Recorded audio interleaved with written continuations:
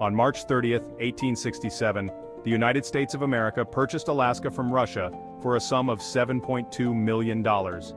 This monumental transaction, often referred to as Seward's Folly, was initially met with skepticism and ridicule by many Americans. This vast territory, encompassing 586,412 square miles, more than doubled the size of the existing United States. It was a land of untamed wilderness, rich in natural beauty and potential. At the time, many Americans saw little value in this icy expanse. They referred to it as Seward's Icebox, and questioned the wisdom of spending millions on what they perceived as a frozen wasteland. They couldn't imagine the potential hidden beneath the snow and ice. The vast resources, including gold, oil, and other minerals, were yet to be discovered. The deal was negotiated by Secretary of State William H. Seward, a man with a vision for America's future. Seward believed that Alaska would be a valuable addition to the nation, both strategically and economically. He believed that Alaska's strategic location and abundant resources would prove invaluable. Seward foresaw the potential for trade, military advantage, and resource extraction that would benefit the United States for generations to come. On the Russian side, Eduard de Stoeckl, the Russian minister to the United States, was equally eager to finalize the sale. Russia was looking to divest from its North American territories due to financial strains and geopolitical pressures. Russia found itself in a difficult position, facing potential conflict with Great Britain over its North American territories. The sale of Alaska was seen as a strategic move to avoid conflict and gain much-needed funds. Selling Alaska to the United States offered a way to gain financial resources and secure its eastern border. It was a mutually beneficial arrangement that would reshape the future of both nations. The deal was struck, and the fate of Alaska was forever changed. What was once seen as a barren, icy expanse would soon reveal its true value, becoming an integral part of the United States' growth and prosperity. William Seward saw Alaska as a land of immense potential, a vast and untamed wilderness that held countless opportunities for growth and expansion. Its vast forests promised lumber for a growing nation, providing essential resources for building and development. Its rich fisheries held the promise of economic prosperity, offering an abundant supply of fish that could support both local communities and national markets. Beyond its immediate resources, Seward recognized Alaska's strategic location, a key position that could enhance America's geopolitical influence.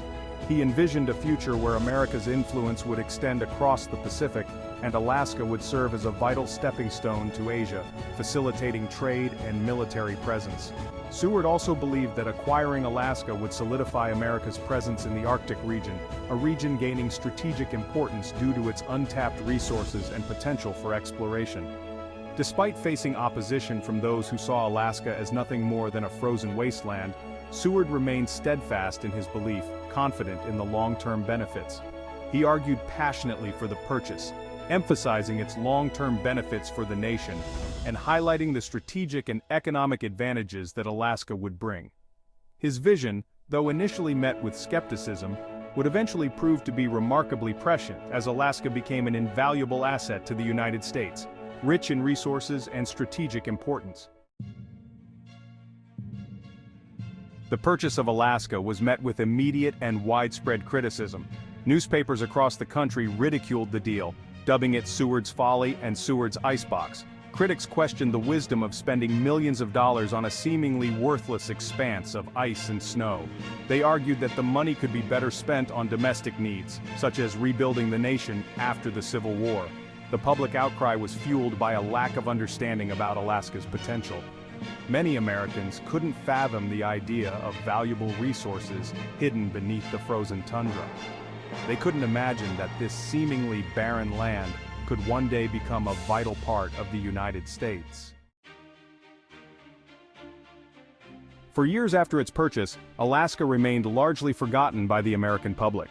It was often referred to as Seward's Folly, a barren, icy wasteland with little to offer.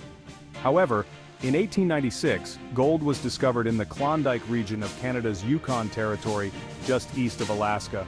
This discovery would change everything. This discovery sparked a gold rush, drawing thousands of prospectors north in search of fortune. Men and women from all walks of life packed their belongings and headed into the unknown, driven by dreams of striking it rich. While the Klondike Gold Rush primarily took place in Canada, it brought renewed attention to Alaska.